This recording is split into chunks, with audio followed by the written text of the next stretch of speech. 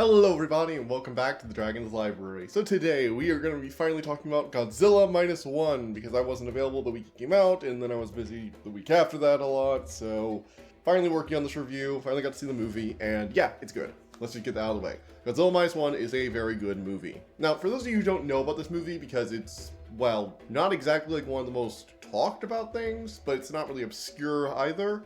Godzilla Minus One is a Godzilla movie by Toho Studios. They're the ones who actually own Godzilla, as opposed to Legendary, who licenses the American rights to it to make the Godzilla and Godzilla vs. Kong, King of the Monsters.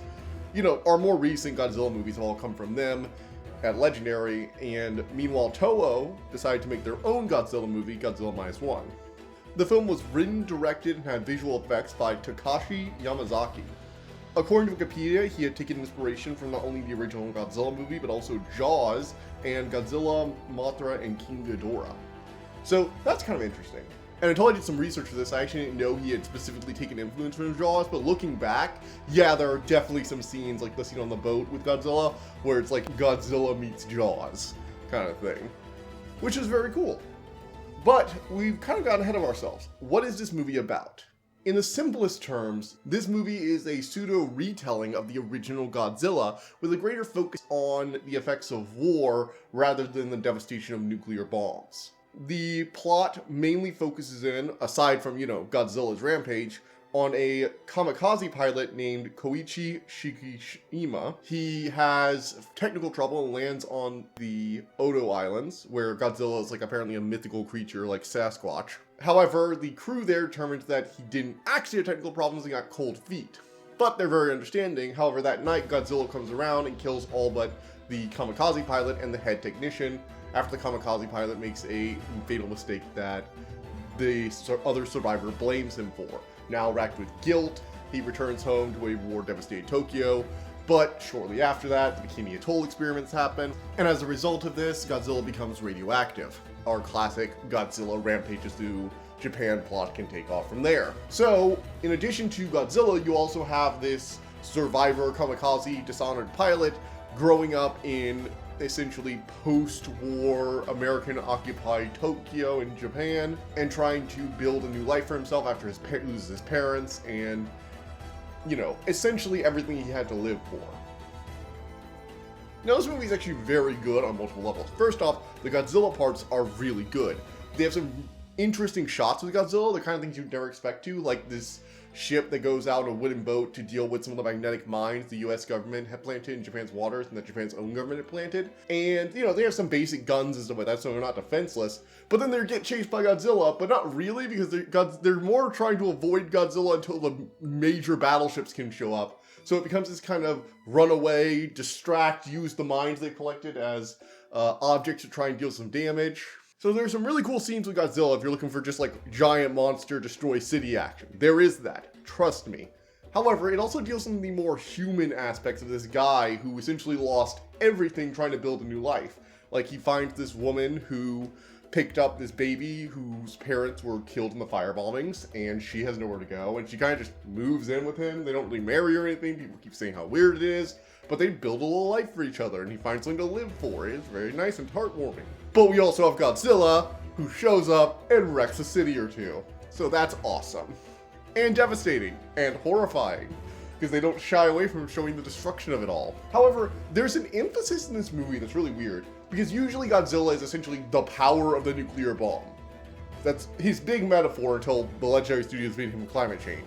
That's a completely different story. However, in this movie though, they focus a lot more in on how the Japanese army at the time had focused on disposing of their own people. Tanks without proper armor are called up. They call it how wasteful they were kamikaze pilots, not even give them an eject button. And Godzilla is basically walking in here and showing them how disposable human life is. He just walks up, casually annihilates a city and kills, tens of thousands of people in a single day. And when the, team of ex-Navy personnel and scientists have to get together to come up with a plan to kill him, they specifically focus on not being like the previous war and not trying to ruin human life. They actually sacrifice 2 entire battleships in the fight with him. They leave them empty as a target so Godzilla can wreck them with his laser beam in order to make sure that the two other ships will actually not lose anyone when they try and do the plan, which is a cool emphasis to place. It's interesting to see Godzilla not as heavily tied to nuclear detonation. Yes, they reference the Bikini Atoll experiments in one thing, and Godzilla is radioactive, but they don't mention Hiroshima at all, which, I mean, is kind of on brand because there was the whole US suppressing information thing, but also it really isn't focused on him as much as you would think. Like, he is the trauma of war almost, in Manifest. There's this whole thing where instead of feeling guilty about the war because he never really actually saw action, the kamikaze pilot is like traumatized by that one night when Godzilla came in and wrecked everything and killed all those people, and he failed to stop it. So I think that was an interesting angle to take this. With that said and done, there's not really much else to say. This is a pretty simple movie, but it has a lot of heart and some really cool special effects, and I really enjoyed it. I think it's a great movie. I really think you should go see it. So yeah, this gets a 10 out of 10 from me, easily. It's just a really good, solid Godzilla movie that makes what Legendary is doing look like trash. I mean, Legendary had the effects, they had the monster fights, but they didn't have a good plot. I mean, I constantly say in those movies, humans get out of the way, but then when the humans were on screen in this movie, it's like, no, I want to see where this goes. I want to see where this goes. I'm willing to wait for the Godzilla fight. That's something Legendary had never accomplished. Moving on from there, we have the announcements. Now, I'm still working on getting the Iron Flame review ready. I'm sorry, I just don't have a lot of footage to work with, or art, or anything kind of asset to work with, so I'm trying to find one asset on the side, and trying to scrap what I'm going to do for a visual cut review, and I'll do my actual thoughts and opinions type out to a long book. But I do have another movie review, so we're going to be doing that next. It's going to be The Boy and the Heron. It's this animated Studio Ghibli movie. Yay, Studio Ghibli! So look forward to that.